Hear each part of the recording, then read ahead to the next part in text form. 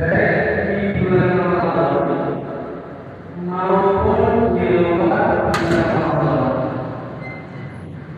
Kita setelah sholat subuh seperti ini masih berdiam diri di masjid ini mengikuti pengajian, dan kemudian nanti kita lanjut dengan membaca Al-Quran, menghafal Al-Quran hingga kita menunggu syuruk, lalu kita sholat syuruk. Ini kita niatkan iktikaf, maka kita akan memperoleh pahala iktikaf. Kita menjelang maghrib datang ke masjid ini untuk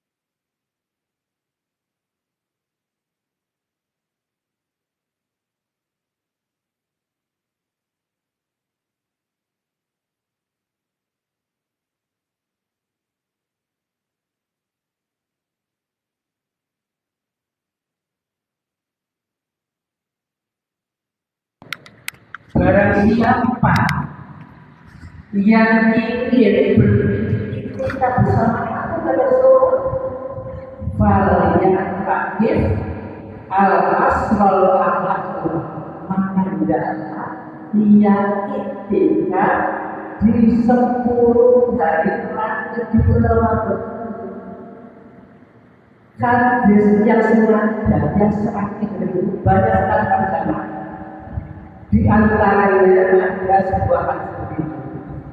Barang siapa yang umroh di bulan Ramadan itu, maka sama dengan nilainya perjalanan, sama setara dengan haji dan umroh bersama Rasulullah. Begitu mulia, begitu agungnya, begitu utamanya wajah.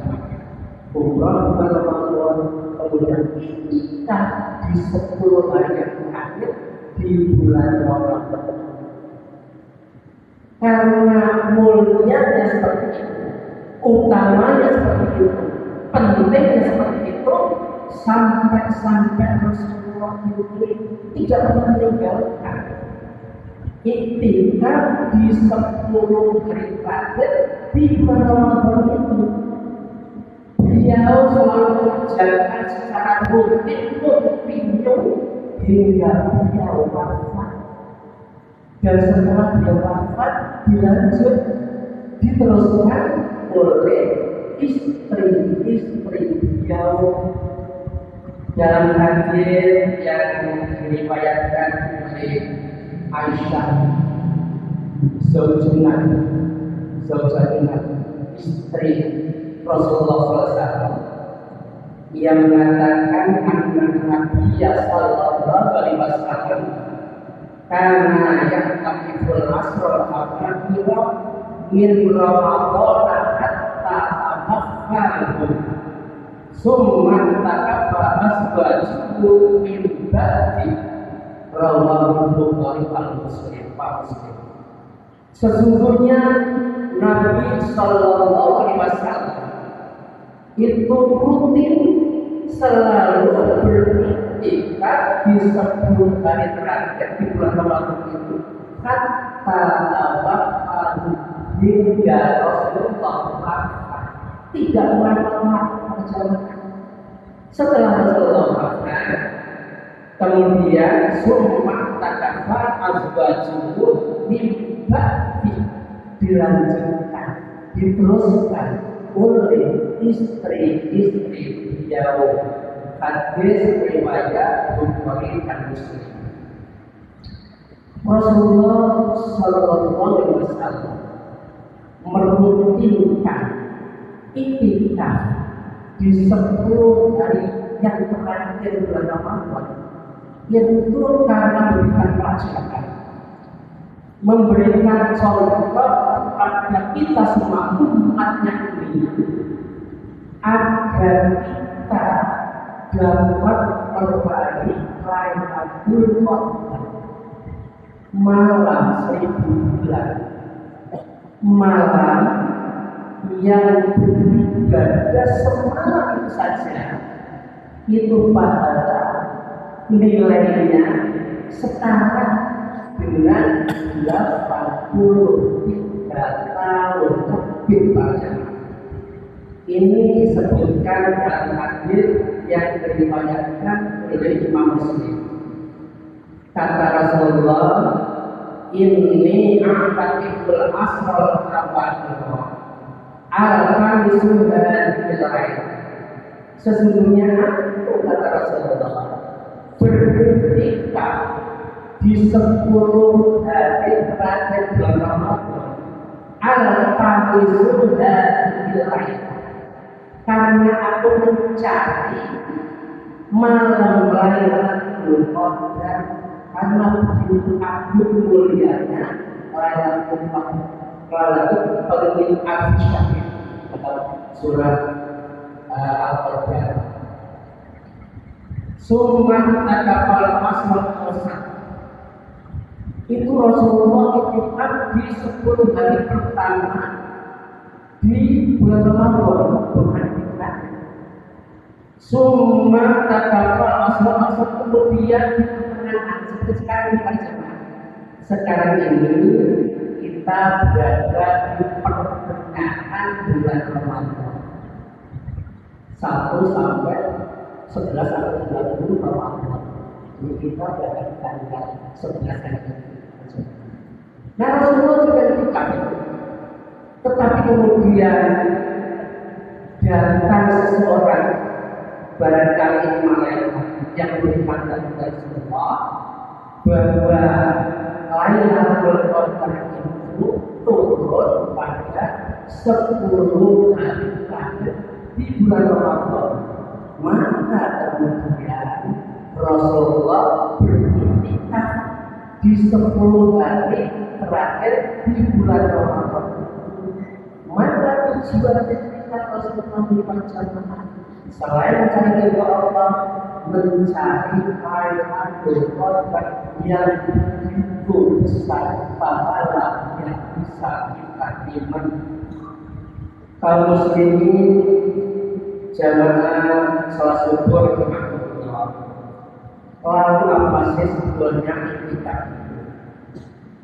Secara etimologi, secara lugas, al-itikaf ulubatan al-iqamatu al-syai', bahwa itikaf itu adalah berdiam diri dan menetap dalam sesuatu tempat. Itu secara bahasa pengertian itikaf. Lalu secara terminologi syar'i, secara istilah syar'nya, al-itikaful syar'an iqamatun di masjid bisifatin maksusotin, bahwa itikaf itu adalah berdiam diri menempat di masjid dengan sifat dengan tata cara maksusotin yang tertentu. Kemudian pengertian itikaf ini berdasarkan majelis tajwid, bahwa itikaf itu adalah aktivitas berdiam diri di masjid dalam waktu tertentu dengan ibadah tertentu, dengan mengharapkan ridha Allah Subhanahu wa Ta'ala. Berdiam diri di masjid dengan waktu tertentu itu artinya bahwa kita itikaf itu bisa 1 jam, setengah jam, 2 jam, dan begitu seterusnya. Itu waktu tertentu. Bisa juga 24 jam semalam. Kemudian dengan ibadah tertentu, yaitu dengan misalnya karena masuk masjid, syaratnya di masjid, maka sholat di masjid, lalu sholat subuh dan seterusnya. Setelah itu dengan membaca Al-Quran, menghafal Al-Quran, tadabbur Al-Quran, dan kemudian zikir dan berdoa. Itu ibadah tertentu yang disebutkan oleh majelis tajwid tadi. Dan itu semua semata-mata untuk mengharapkan ridha Allah Subhanahu wa Ta'ala. Kemudian hukum itikaf saja. Itikaf ini hukumnya sunnah, tetapi sunnah yang sangat ditekankan, sunnah yang sangat dianjurkan, terbukti Rasulullah itu tidak pernah meninggalkan, dan kita itikaf umatnya. Tentu kita harus mencontoh, meniru apa yang dilakukan oleh Rasulullah tersebut. Dan sunnah ini ini berlaku laki-laki dan perempuan. Dasarnya dalilnya firman Allah dalam surah Al-Baqarah ayat 187 yang panjang ayat kita baca, wala tubashiruhunna wa antum aakifuna fil masajid, dan janganlah kalian berhubungan badan dengan mereka istri-istri kalian, wa antum aakifuna fil masajid, sementara kalian itu sedang beriktikaf di masjid. Ini pengertiannya wacana adalah tidak boleh hubungan badan di saat itikaf. Berarti kan suami istri itu sedang beriktikaf, maka sunnahnya itikaf itu tidak monopol dengan laki, tetapi juga oleh perempuan, oleh para istri, para jamaah. Kemudian kalau kita melihat hadis-hadisnya, kita disebutkan juga istri Rasulullah itu melanjutkan itikafnya Rasulullah. Dan juga ada sebuah hadis begini, bahwa istri Rasulullah itu mendirikan tenda di masjid-masjid agar terlindungi, tidak terlihat oleh sama laki-laki yang tidak menimbulkan fitnah. Maka mendirikan tenda-tenda itu ada Aisyah, ada Sofia, ada siapa namanya itu Zainab dan seterusnya. Lalu oleh Rasulullah di waktu itu melihat kebanyakan tempat, maka dikatakan ini Aisyah yang Rasulullah yang diberikan, Sofia yang Rasulullah, kemudian Zainab sudah bukan. Maka dibulkan. Ini tidak menunjukkan bahwa itikafnya ini dilarang, tetapi tenda-tenda itu mengganggu sama yang lain. Masjid itu tidak sempit karena di depan tenda-tenda itu. Jadi bukan itikafnya yang dilarang, tetapi mendirikan tenda itulah yang dilarang. Kemudian tempatnya berjamaah itu harus di masjid, tidak bisa tidak. Lalu bagaimana dengan wanita? Bagaimana dengan ibu-ibu? Nah, ibu-ibu ini harus mendapatkan izin dari suami, atau memang sudah bersama-sama suami. Kalau sudah bersama-sama, ini secara otomatis ya selalunya mengizinkan mendiajak ayahmu untuk mendapatkan panggilan berkaitan dengan panggilan. Nah, ini malah diajak seperti itu. Nah, bagaimana kalau kemudian ibu-ibu ini tidak diperlukan? Bolehkah kemudian ibu-ibu ini iktikaf di musola di masjid rumah? Maka menurut Imam Syafi'i bahwa seorang wanita ini makruh hukumnya iktikaf di masjid. Makruh itu kan hal kecil macam hal kecil sama sunnah itu masih kecil. Nah, kalau kita ibadah itu makruh, bagaimana itu pun dapat. Maka menurut Imam Syafi'i yang terbaik bagi ibu itu iktikaf di masjid rumahnya, di musola rumahnya. Kemudian menurut Imam Hanafi ini boleh di masjid dengan catatan tadi harus minta izin kepada suami. Kalau tidak diizinkan, maka Imam Hanafi ini juga masih membolehkan. Tetapi pada jemaah mayoritas ulama ternyata walaupun kondisinya seperti itu tetap ibu-ibu itu lebih utama iktikaf di masjid. Dasarnya kalau Syafi'i ini, dasarnya bahwa istilah Rasulullah mendirikan tenda atau Rasulullah buka. Ini artinya apa? Tidak boleh. Itu yang dipakai dasar oleh Imam Syafi'i. Padahal menurut mayoritas ulama itu pengertiannya adalah karena mengganggu tenda itu bukan tinggalnya, tetapi karena mengganggu sama yang lain itu yang kemudian dilarang. Dan dasarnya mayoritas ulama itu karena wa antum aqifuna fil masajid, bahwa syarat itikaf itu harus masjid.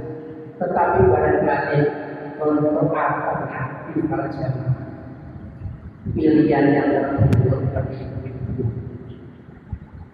Barangkali walaupun mayoritas ulama itu tidak itikaf di musola rumah, di masjid rumah yang biasa kalau ibu yang berfala itu jamaah. Ibu itu kan harus dulu mengatur di masjid seperti ini. Dan dia itu walaupun sendirian bersama dengan jamaah seperti itu. Nah yang berfahaman seperti itu maka itikaf di apa namanya di musola rumahnya itu diperbolehkan dengan catatan yang seperti itu ya. Karena kalau manusia bagaimana anak-anak yang masih kecil-kecil siapa yang menunggu, siapa yang kemudian merangkul siapa nanti, maka ini menjadi kendala dan kemudian dikhawatirkan juga akan menimbulkan apalagi kemudian masjid yang tidak begitu. Jadi tempat itikaf ini tidak ada takbir jam yang melebihinya, maka ini akan menjadi fitnah. Bapak itu yang hati sudah busuk ingin apa namanya itikaf, apalagi kemudian malam-malam itu ada yang itu yang apa kemudian nah ini kan menimbulkan. Nah kalau sudah begitu maka bagian pendapat bahwa itikaf itu lebih baik di taman rumahnya itu tadi. Para bapak ibu yang saya hormati, itikaf itu tadi bacaan itu sekali lagi bisa kita lakukan hanya beberapa jam saja. Tetapi yang lebih ideal itu memang 24 jam dan kita mulai dari tanggal 21 gitu ya. Tanggal 21 Ramadan menjelang maghrib itu sudah dapat masjid, sudah lihat tersebut. Kemudian selama 10 hari itu tidak pulang rumah itu tidak. Dan ini banyak macam yang dilakukan, yang difasilitasi oleh masjid-masjid yang sudah mapan apa namanya pendiaman keuangan yang sudah mapan itu kemudian segala sesuatunya dibiayai ditanggung oleh masjid sampai tempat tidurnya kemudian tempat mandinya itu mencukupi semua termasuk makannya. Ini malah pakai prasmanan jadi negaranya merupakan begitu. Nah ini masjid-masjid yang sudah mapan seperti itu, ini banyak dilakukan. Nah itu itikaf yang ideal seperti itu tanpa kita perjalanan. Kalau tidak mampu maka mari nanti mulai tanggal 21 Ramadan kita datanglah ke masjid kaki apa saja kita semangat itu sampai subuh itu selama 10 hari. Insya Allah dengan cara begitu kita akan bertemu dengan Lailatul Qadar. Karena Lailatul itu hatta terakhir fajar. Barangkali kalau kita maghrib mereka berturut karena Lailatul Qadar ditandai oleh turunnya Lailatul. Insya Allah tetapi kalau sudah fajar, insya Allah kita akan bertemu dengan malaikat tadi baru sepuluh malaikat bertemu di sana kosong dari malaikat dan itu kemudian mendoakan kita. Itulah sebabnya maka kita akan memperoleh pahala yang besar 80. Mudah-mudahan ini menjadi ilmu kita dan yang penting monggo kita amalkan dilaksanakan sehingga kita dulu kita akan memperoleh pahala. Wa akhirat wassalamualaikum warahmatullahi wabarakatuh.